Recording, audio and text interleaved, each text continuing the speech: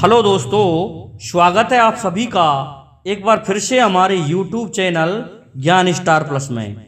तो दोस्तों, आज हम आपको एक अद्भुत पहेली लेकर उपस्थित हुए हैं और पहेली इस प्रकार से है कि दो दो दो दो बगल में, एक पीछे तीन और, तीन आगे तीन हैं, ये जाए कौन सी ठौर।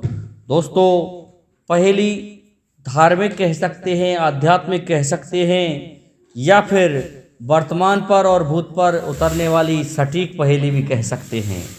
दोस्तों, इसका उत्तर जानने से पहले यदि आप हमारे चैनल पर नए हैं तो आप सभी से मेरा निवेदन है कि आप हमारे चैनल को लाइक, शेयर और सब्सक्राइब अवश्य कर दें। साथ ही बेल आइकन को भी प्रेस कर दें, जिससे कि हमारे वीडियो का नोटिफिकेशन आप तक पहुंचता रहे। तो दोस्तों, आते हैं अपने मूल कंटेंट पर और लगाते हैं इस धार्मिक पहेली का अर्थ, कोशिश करते हैं। तो दोस्तों, पहली लाइन में है दो दो दो दो बगल में। दोस्तों, ये दो दो कौन है? दो दो अर्थात हम जाते हैं महात्मा गांधी के आकाश दर्शन पाठ पर, चैप्टर पर। तो हम जब पढ़ते थे तो उसमें सप्तऋषि मंडल का और हिरणी मंडल का वर्णन किया गया था।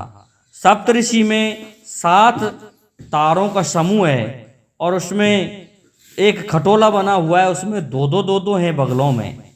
इस प्रकार से एक चौकोर खाट जैसा एक मंडल बनता है। तो दो दो बगल में हो गए, एक पीछे तीन और। तो एक पीछे एक बड़ा तारा होता है जिसे हम शिकारी कहते हैं, अर्थात दोस्तों वह शिकारी तारा माना जाता है। तो यहाँ तक का हमने प्रयास किया।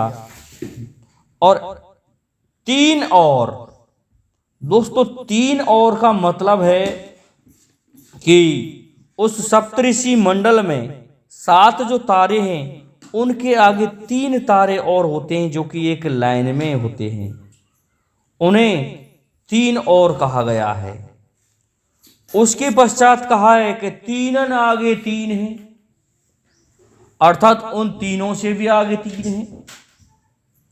तो उन तीनों से आगे तीन, जिनको हम हिरणी कहते हैं, हिरणी, उस तारा समूह को हम हिरणी कहते हैं। तो ये हिरणी जो होती हैं ये उनसे भी आगे होती हैं। तो इनका एक नियम होता है, जब संवत बैठता है, अर्थात अपना हिंदू पंचांग के अनुसार वर्ष प्रारंभ होता है, तो बुजुर्ग लोग और जो पंचांग के जानकार हैं वो एक बात देखते हैं कि हिरनी पहले जाएंगी या सतरसा।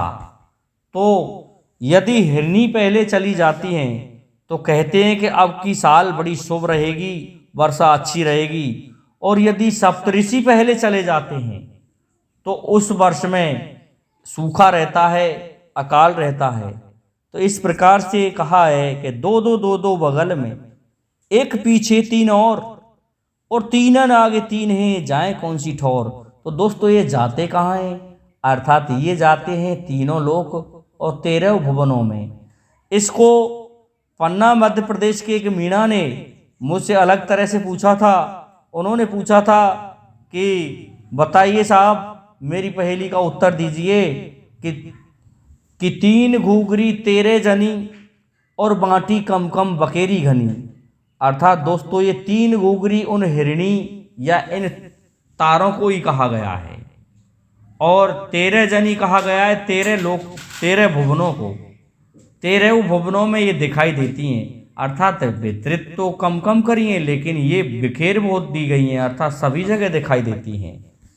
इस कारण से 3 घूघरी 13 जनी बांटी कम कम बकेरी घनी, उसका भी अर्थ यहीं पर लगता है।